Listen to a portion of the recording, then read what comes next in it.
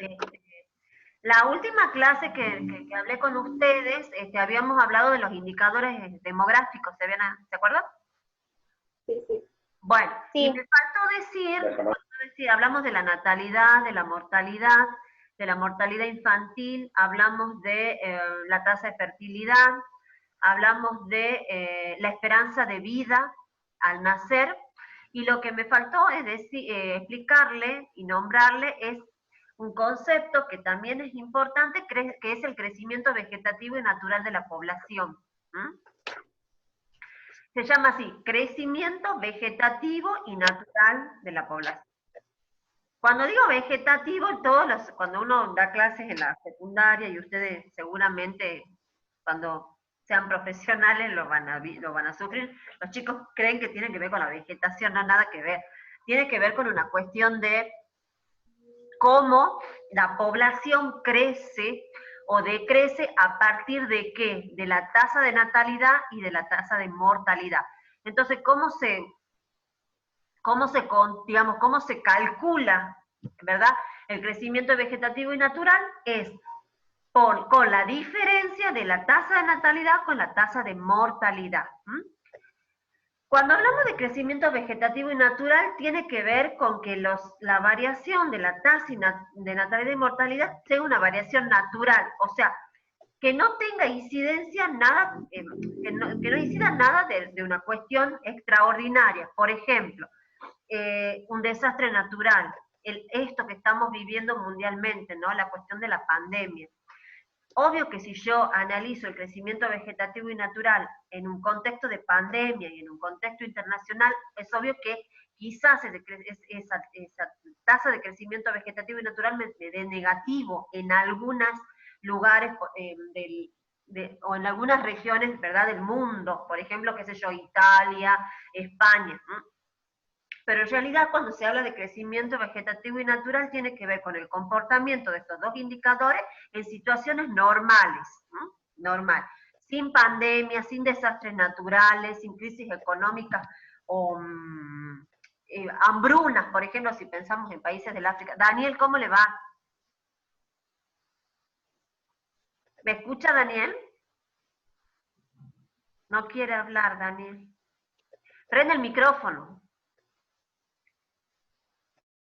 Sí, bueno, profe, ¿cómo lo va? ¿Me escucho bien? Hola, ¿qué tal? Bueno, entonces, tiene que ver así, es la diferencia entre la tasa de natalidad y la tasa de mortalidad. Cuando es positivo, bueno, cuando la de natalidad, digamos, es cuando yo tengo más nacimientos que muertes. ¿No? Y cuando es negativo, cuando tengo más muertes que nacimientos. O sea, básicamente es eso.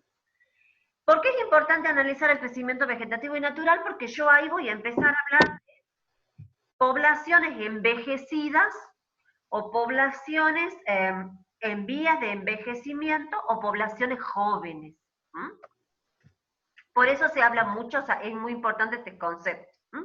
Entonces yo voy digamos, esos conceptos de idea de población vieja o población envejecida o población en donde yo tengo la pirámide, ¿no? Que después vamos a ver bien todo lo que es pirámide.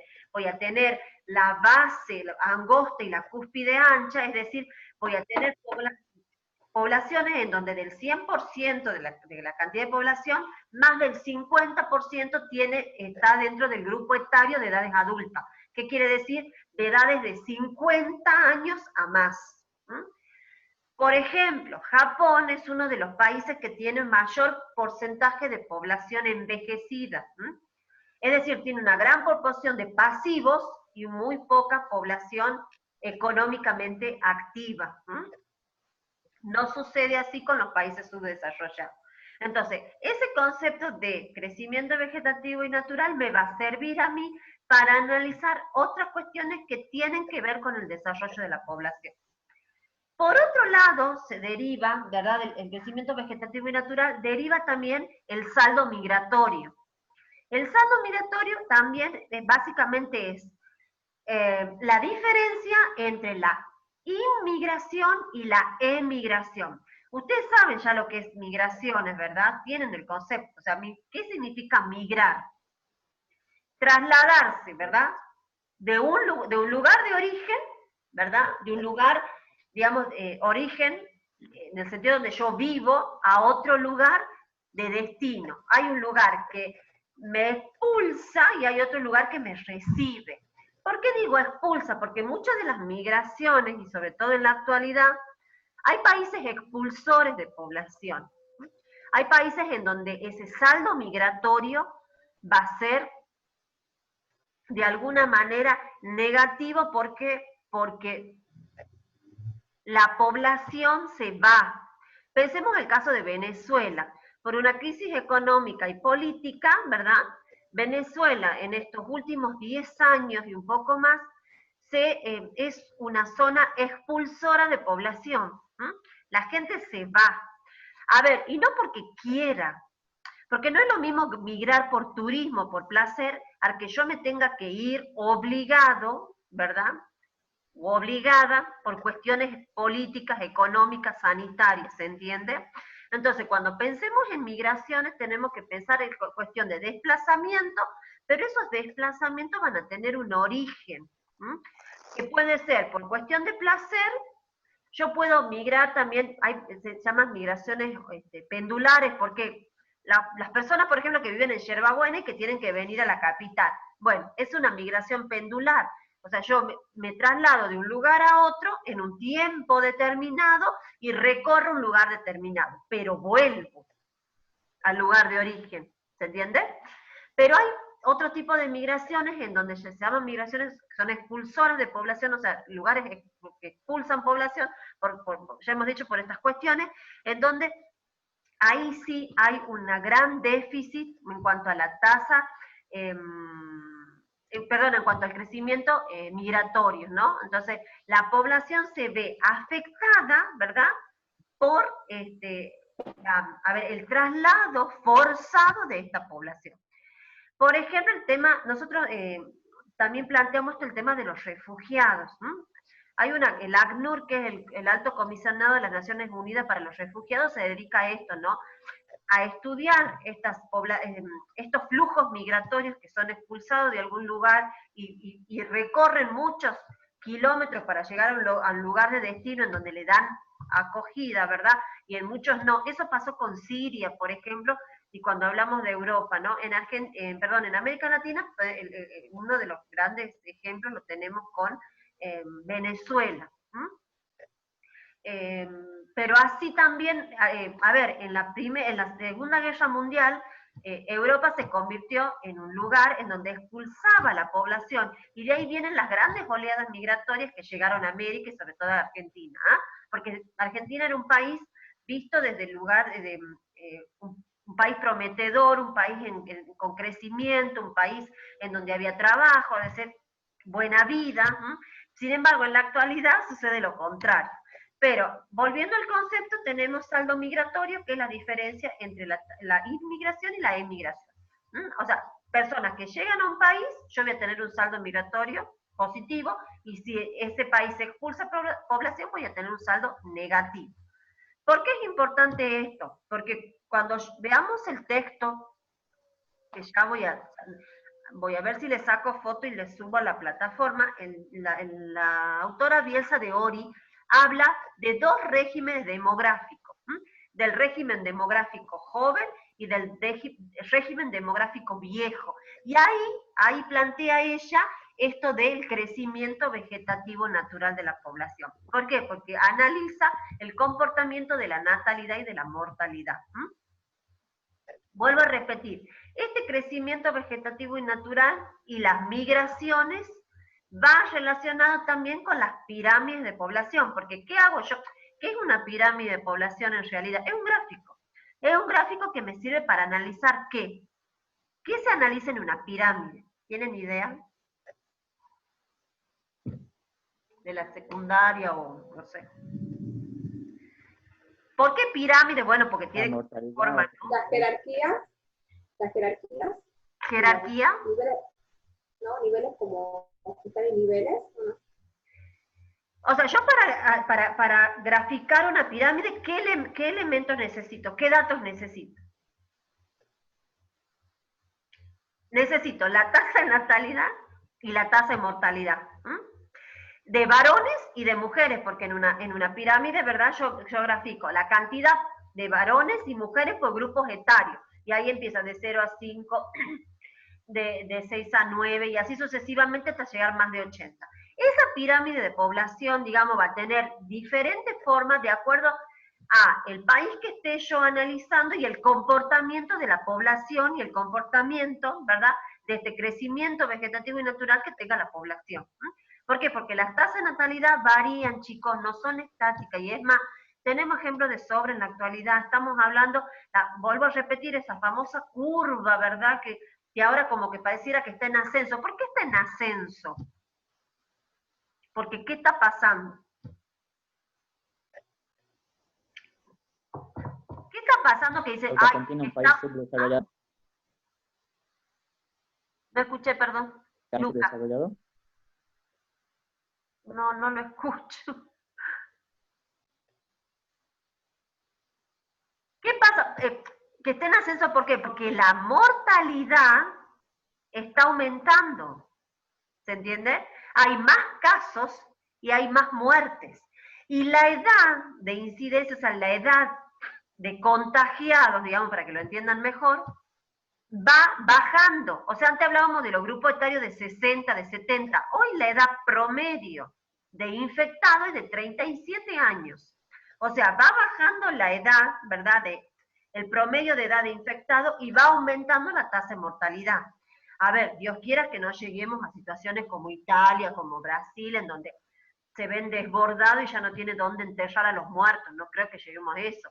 A ver, con toda esta cuestión de la cuarentena flexibilizada y sobre todo la conciencia cívica, ¿no? Esto quédate en casa, no salir, ser cuidadoso, bueno, va a depender de nosotros, pero en realidad esos gráficos, ¿qué están mostrando? Bueno, esa curva muestra la gran cantidad, digamos, el ascenso o el aumento de la tasa de mortalidad y que el grupo etario, digamos,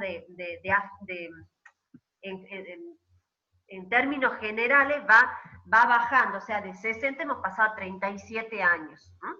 Como grupo, digamos, como la media, es el promedio, ¿no? Entonces, miren qué importante es saber estos indicadores, tratar de analizarlos y siempre contextualizarlo. Nosotros lo estamos contextualizando dentro de una pandemia. Bueno, también podemos hablar en tiempos normales, ¿verdad? A ver, si yo analizo la tasa de mortalidad de la Segunda Guerra Mundial, y obvio que me va a dar, la tasa de mortalidad me va a dar positiva, ¿y por qué? Y bueno, porque había una contienda, ¿verdad?, bélica y había muertes. Si yo analizo la tasa de mortalidad infantil en el año 2001, donde hemos sido noticia a nivel mundial, porque Tucumán tenía una tasa de mortalidad infantil muy alta y bueno, era positiva y tenía que ver con una cuestión económica, política y social, ¿se entiende? Entonces, volviendo al texto de Bielsa de Ori, ella plantea un régimen demográfico viejo. ¿Y qué me está diciendo ella con viejo? Donde, ¿qué voy a tener yo? A ver, esas pirámides, ¿dónde va? Digamos, yo tengo la base, el cuerpo y la cúspide. ¿Dónde va a ser mayor la cantidad en grupos etarios? ¿En adolescente, en edad media o en edad adulta? Si yo digo régimen demográfico viejo.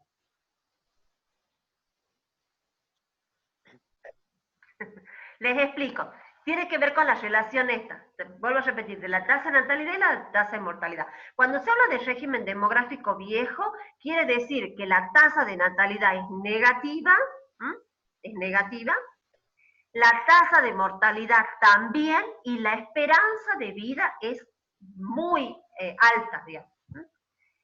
Pensemos en países, vuelvo a repetir, Japón, Noruega, Suecia, Finlandia, en donde del 100% de población, más del 50% tiene población pasiva, o sea, tiene población de 50 a 60 años y más. O sea, llamémosle nosotros los jubilados. Población pasiva tiene que ver con esto, ¿no? Con personas que ya trabajaron, ¿verdad? Y se jubilaron. Desde el término, desde la Argentina, ¿no? Ellos quizás tengan otro término para hablar de los jubilados, pero dicen pasivo. Y la población económicamente activa, que va desde los 12, 11 años hasta la edad en que nosotros nos jubilamos, los varones y las mujeres, 60, ¿a los cuántos años se jubila la mujer? A los 50, 50 y pico hasta los 65, que es el varón, ¿verdad? Ese grupo etario, ¿verdad? Va a ser, si yo hablo de un régimen demográfico viejo, va a ser grande. Entonces, ¿cómo lo contextualiza? Lo contextualizamos. Si yo tengo un gran porcentaje de población pasiva y la PEA, la población económicamente activa, muy, pero muy pequeña, ¿cómo hago yo para sostener esa población? Sin ir más lejos, en la Argentina, ¿quién Una sostiene la migración. población pasiva? Sí, ¿quién que trabajan? los que trabajan, nosotros, ustedes pagando los impuestos y yo pagando, digamos, a mí me descuentan, ¿verdad? También impuestos para el día que me jubile. Pero si yo tengo poca población económicamente activa y mucha pasiva y no tengo los recursos, el Estado se tiene que hacer cargo. Y ahí entramos en otras discusiones que tienen que ver cómo se sostiene una población pasiva, de qué manera, ¿verdad? Y cómo el Estado tiene que intervenir, si interviene bien o mal. O sea, no es lo mismo tener una vida, una vejez digna, digamos, y vivir, a ver, de un residente japonés, a pensar en una vejez digna, no sé, en Argentina. Sabiendo que un jubilado cobra la mínima de un jubilado es de 16.000 pesos y nosotros sabemos que la canasta básica de alimento está para Tucumán y ya perdí la cuenta cuánto puede estar una canasta básica. Supónganse en una familia tipo 25.000 pesos. O sea, si un jubilado gana 16.000 y la canasta básica sale 25.000, ¿cómo ese jubilado va a poder sostener una vida? Y encima esta persona pasiva no tan solo come, respira y vive, sino también que necesita medicamentos, necesita cuidados, necesita médicos, ¿verdad? Porque son por población vulnerable, ¿se entiende? Entonces, siempre pensamos estos indicadores a partir de tiempo y espacio, y de qué manera, o sea, se comportan a partir de cuestiones que tienen que ver con lo político, con lo social y con lo económico. Entonces, ¿y qué pasa? ¿Qué sería lo contrario? América Latina tiene un régimen demográfico joven, entonces en donde tiene la tasa de natalidad positiva, ¿verdad?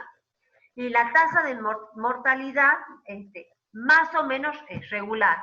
Entonces, ¿qué quiere decir? Que yo, los grupos etarios de 0 a 40 años aproximadamente, voy a tener mucho porcentaje de población. Es una población económicamente activa, voy a tener la tasa de natalidad positiva, la tasa de fecundidad positiva. Bueno, entonces las políticas de Estado van a estar, ¿verdad?, destinadas a sostener esa población, pero tampoco olvidarme no quiero decir ancianos, se dice de los adultos mayores. Entonces, no por nada, ¿sí? ¿Quieren decir algo? Eso no. No por nada aparecen estas políticas de jefes y jefas de familia, la asignación universal por hijo, y lo que se cobra ahora, que ¿cómo se llama? ¿Cómo se llama lo que están cobrando ahora, los 10.000 pesos? IFE. ¿Qué significa, Ana? Usted que sabe tanto. Ingreso familiar de emergencia. ¿Ingreso familiar de emergencia? Claro, IFE. Ahí está, bien, Enzo, ahí está. Ingreso familiar de emergencia. O sea, ¿por qué? Y bueno, porque estamos en una crisis, porque hay este peso de población vulnerable, ¿verdad? Que no trabaja, que no consigue trabajo, desempleada y en edad productiva, porque son personas que sí pueden trabajar. Y ahí también podemos entrar en otra discusión. A ver, ¿pueden trabajar? Sí. ¿Quieren trabajar? Y bueno, hay trabajo para esto. Y también podemos pensar, bueno, pero en este mundo en que vivimos, a mayor grado de instrucción, y cuando digo grado de instrucción tiene que ver con la educación, a mayor grado de instrucción, mayor inserción laboral voy a tener, mejor inserción laboral voy a tener. ¿Se entiende? A menor grado de instrucción, y bueno, yo voy a tener trabajo. No es garantía eso en Argentina, profesora. ¿No hay ¿Hay garantía? garantía en Argentina? Yo creo que En sí. Argentina no. Usted dice que no. ¿Cuántos profesionales están sin trabajo? Abogados, contadores, muchísimos. Que tienen negocios, venden comida. Así está. Sí, puede ser, sí, es verdad.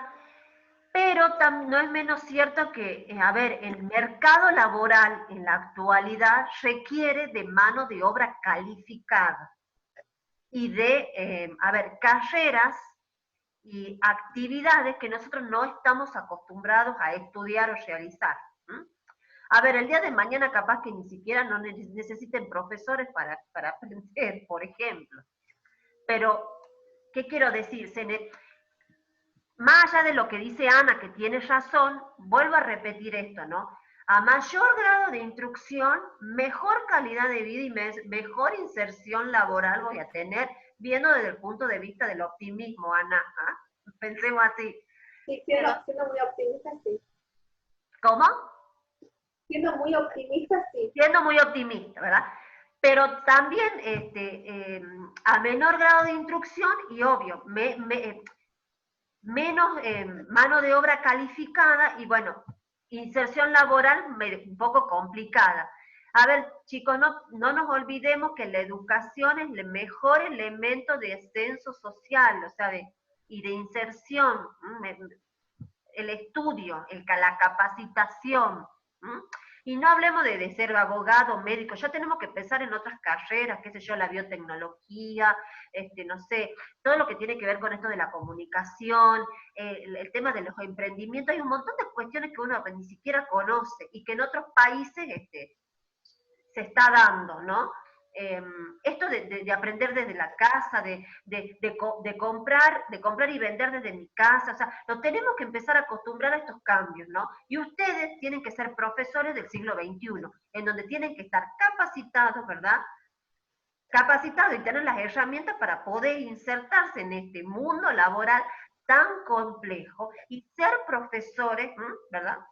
Nosotros tenemos que dar las herramientas para que ustedes sean profesores del siglo XXI y tienen que darle clase a estos chicos, ¿verdad? A estos adolescentes, insertos en este mundo lleno de cuestiones que tienen que ver con la comunicación, con la imagen, con el internet. ¿Me explico?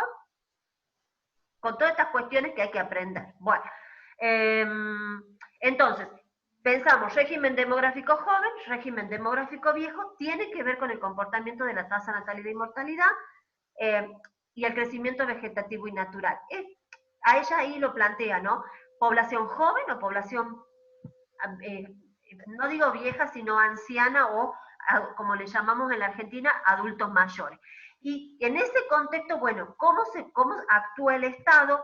¿Cómo el Estado resuelve problemáticas que se plantean si tengo una población joven o si tengo una población envejecida? Y ahí empezamos a pensar, bueno, en estas políticas, ¿no? Del dinero a personas vulnerables, de dinero, entregarles ayudas económicas a estas personas, las jubilaciones, el ascenso social, de qué manera los recién recibidos se insertan en el mercado laboral. Es decir, un montón de aristas, ¿verdad?, que uno tiene que analizarlo, tiene que tenerlo en cuenta para analizar el comportamiento de la población. Y después pensarlo en el tema de las pirámides. Bien, eso ¿le quedó claro? ¿Alguna pregunta? Lucas. Lucas parece que está pensando. Ah, se va Lucas. Bueno, entonces, eso por un lado, chicos. Otra cosa. Nos queda el mes de junio para terminar de dar ciertos temas, y hay que pensar una fecha de evaluación. Evaluación a la que ya vamos a ir comentando de qué manera la vamos a hacer, en qué va a consistir, y de qué manera la podemos hacer. Yo lo planteo para que ustedes los discutan y lo piensen. Ustedes llenaron un formulario, o le mandaron un formulario de Google Drive, creo que es, en donde tenían que contestar una serie de preguntas, ¿verdad? Bueno, un modo de evaluar sería con ese formulario. A ver, no las preguntas que hicieron ahí, sino que yo armaría un formulario con ciertas preguntas que tienen que ver con los temas que hemos desarrollado, ¿verdad? para que ustedes lo contesten en un tiempo determinado y me lo envíen. Eso va subido al aula virtual.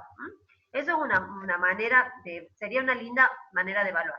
Otra linda manera de evaluar sería que ustedes estudien, porque ese formulario lo pueden hacer en la casa, ¿verdad? Con el texto a la par. Otro sería que ustedes estudien, ¿verdad? No sé si memoricen, pero sí entiendan, y mediante una videollamada yo pueda preguntar y ustedes contestan. ¿Cuál es el problema que tenemos con esto del Zoom? Que llegamos hasta 45 minutos, no sé si vamos a tener el tiempo para que todos hablen, ¿verdad? Más de 45 minutos ya me cobran y no pienso pagar en dólares la utilización del Zoom, pero bueno, sería otra manera. Y si no, yo armaría tipo parcial, ¿verdad? Tipo... Profe, por WhatsApp no acepta hasta 20 personas. Ay, no lo pensé. También puede ser, puede ser. Y la otra sería también esto, ¿no? Armar una serie de preguntas, hasta cuestiones que ustedes puedan relacionar para que ustedes lo realicen en un tiempo, cuando digo tiempo, 1 o 2 días, y me lo envíen. ¿Qué es lo que hago yo siempre? Yo armo como una serie de preguntas, eso también le va a servir para los finales, ¿no? De 20, 30 preguntas, y ustedes la van contestando, es como un resumen de toda la materia, que también les sirve a veces para los finales, para estudiar para los finales, como guías de estudio, ¿no? Pero quiero que tengan en cuenta eso, el tema del parcial, y el parcial, evaluación, ya vemos qué nombre le ponemos, sería un parcial en evaluación del cuatrimestre, y yo pensaba, chicos, viendo todo el mes de junio, que lo podríamos, yo les podría mandar, ¿verdad? Ya sea por todos los medios, aula virtual, por los que no tienen conectividad por correo o por mensaje de texto, darle el tiempo necesario para que lo realicen y ustedes me lo devuelven, y lo podríamos poner como fecha de envío del trabajo, o sea, de yo enviarle, ponerles, subirle el trabajo, el martes 23 de junio. Y ustedes me lo estarían enviando, o sea, devolviéndomelo al cuestionario, a la evaluación, el 26 o 27 de junio. ¿Por qué? Porque el cuatrimestre termina el 7 de julio. Y yo tendría que hacer planillas después. ¿Me explicó? Sí. Entonces, una fecha tentativa sería el martes 23. ¿Qué les parece? A mí me parece bien. O sea, sería como en un horario de clase. Yo acá voy a anotar. Ustedes después lo discuten con los compañeros, no sé si tienen grupos aparte, si se ven, algunos que no se ven, pero la idea sería esa. Armar y me parece que más viable sería el Google Drive, el cuestionario del Google Drive, para que lo puedan completar y bueno, y a ir ver si aprueban, si se pone aprobado, si no se pone, eso también depende del ministerio, lo que nos digan los directivos. Pero a mí me interesa mucho esto, que estén acá, que participen en el aula virtual. También entiendo que hay personas que no pueden por el tema de la conectividad, pero bueno, de algún modo tienen que participar. O sea, si no están acá, por correo, por mensaje, o sea, dar señales de vida, y si no, me lo tienen que hacer saber para ir viendo los mecanismos en cuanto ustedes puedan aprender, puedan, si tienen algún problema, me lo hacen saber. ¿Por qué? Porque ¿cuál es la idea? Que aprendan y que aprueben, que regularicen, así ya nos vemos en los finales cara a cara y evaluamos. Sería ya para que aprueben la materia. ¿Qué les parece?